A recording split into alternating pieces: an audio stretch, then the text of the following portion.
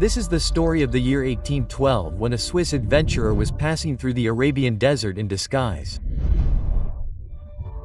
This adventurer named Johann Ludwig Bagot gets lost on the way and reaches a narrow path between the rocks. After walking between the rocks for about 1.5 kilometers, the path finally widened a bit and he saw a magnificent structure built in the limestone mountain. Who and why built this ancient structure in this desolate desert valley in southern Jordan?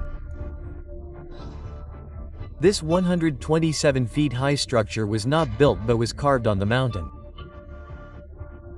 Today it is called Khazna in Arabic, which means treasury, i.e. where the treasure is kept. Magnificent pillars emerge from the bottom of the mountain and on their top are seen designs carved with great delicacy and beauty. A very large entrance which leads to a room. But no kind of design was made in this room. Only the natural beauty of the stone can be seen. So this adventurer found this scene quite astonishing and decided to go deeper into the rocks. Perhaps he was very close to finding a lost city of history. Further ahead he saw a theater with a seating capacity of about 6,000 people, and this too was carved on stone. A pathway that was leading to a very large temple-like structure. Some ruins which indicated that a city was once inhabited here. Many monuments were also seen built on the heights of the mountains. Bagot had found the ruins of a city which had a lot of importance in history. This 2,000-year-old city is today known as Petra. But whoever lived here, how did they survive in this dry desert without water? Why did they carve rocks and make structures? What was their work in this desolate desert, and most importantly, why were they forced to leave all this? Once again, ZMTV's videos show us happiness. When Nazreen Swiss adventurer saw all this, she remembered the story of a tribe living in the desert. She had heard that there was a tribe in the Arabian desert that used to trade silk and spices between China, India, Egypt and Rome, and they used to hide their treasure by making holes in high rocks. In Greek and Roman sources, these people have been named as Nabedicians. They were famous as a nomadic tribe 2,000 years ago, and these people used to live in tents in the desert. But how did the people living in tents succeed in building such a magnificent city like Petra? After this discovery of Baga, Petra started getting international presence. Archaeologists and historians from all over the world started coming here so that this ancient mystery could be solved. Obviously, 127 feet high construction, and that too is not an ordinary thing, but carving it out of stone is not a common thing. For this, the workers must have erected some temporary structure. As you must have seen even today, during construction, a structure of wood is made around the building on which the workers stand and work.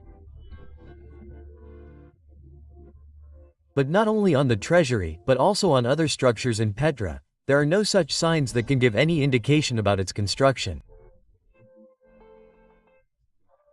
After doing a lot of research and experiments, the researchers found an incomplete structure in Petra itself, and perhaps the secret of its construction was hidden in it. Looking at it, it seems that this is only the upper part of the structure and the rest of the limestone below was not cut at all. This shows that the Nabedicians used to start building any structure from the top. In the construction of the treasury also, first they climbed the 7 rock and dug a horizontal shaft in the limestone mountain. Standing inside this shaft, they carved pillars and various designs and then slowly moved down. When the upper half of the structure was completed, the stone debris below would have accumulated so much that now by climbing its slope, the remaining half of the structure could be completed easily. This method of construction has not been seen anywhere else in the ancient sites around the world. Researchers got a hint about this trick when they carved a structure exactly like Petra in America. The Numidians had left very little writing in Petra. At only 1 or 2 places, something written in Aramaic script was found. This language was used in the Middle East during the time of Jesus. It was written in this script that this tome is very sacred. Whatever is inside it should never be changed or taken out from here. But the chamber outside which this was written had nothing except a few shelves. Looking at the size of these shelves, it was assumed that these were used to keep dead bodies. This place was actually their burial chamber. More than 800 such chambers have been discovered in the rocks of Petra. Initially, it was also thought that perhaps this city was a cemetery. But later the researchers also found some evidence here which also indicates the presence of living people here. On estimating the size of the living area, it was found that during its golden period, 20,000 to 300 people lived in Petra. But this is a city of 300 people, and that too in a barren desert. So where did these people get water from? A clue to this is found in a structure present in Petra which is called the Great Temple. Some holes have been found on the floor here. It seemed that perhaps water used to flow under it. When experts scanned this place with GPRIE ground-penetrating radar, an important clue came to light. GPR throws radio signals into the ground. These signals collide with different materials inside the ground and come back at different speeds. For example, after hitting the soil, they slowly come back in an empty space, their speed increases. By seeing the speed of the signals, it is estimated that where there is empty space under the ground. The results of GPS showed that a whole network of channels is laid under the floor of the temple. Just like plumbing work is done before the construction of the floor in a house. This evidence was enough to prove that there was an underground water network in Petra. But where did this water come from? Because this place is one of the driest places in the world. Locals still use a reservoir of water which is called Ain Musa. This natural spring provides water from underground. But the problem is that it is about 8 kilometers away from Petra's side. So now the question arises that how did the Numidians bring water from Ain Musa 8 kilometers below the rocks? We get a hint of this in the narrow entrance of the Trary. Here, signs of pipelines have been seen between the rocks. Such a pipeline was joined in small sections.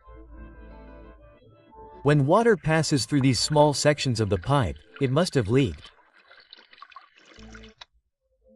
But if water was so important for the Numidians, how would they let it go waste? When water passes through any pipeline, air pockets are naturally formed inside it which create pressure inside the pipe and the flow of water decreases. This pressure pushes the walls of water from inside, and if there are joints in the line, water will leak from them. Hydro engineers did many experiments and it came to light that if the angle of the pipe is inclined at 4 degrees, then air pockets will not form in the pipe. The flow of water will also be good and there will be no leakage. When experts saw the angle of the pipeline laid in Petra, it was surprisingly inclined at exactly 4 degrees. That is, the Numidians knew about this scientific principle 2,000 years ago, which we have recently discovered. After seeing all this, one thing is clear, that the Numidians were masters of hydro-engineering. Water in Petra was supplied not only from Ain Musa but also from flash floods coming from the mountains. Even today, when flash floods occur here, they are quite deadly. To avoid these, ancient dams were built at different locations in Petra.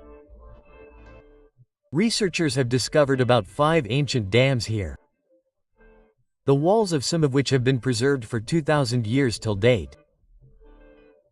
These dams were not only used to store water but also protected the city from the devastation of floods. So far we have come to know about Petra that the Nabitians who settled here used to trade between China, India, Egypt and Rome.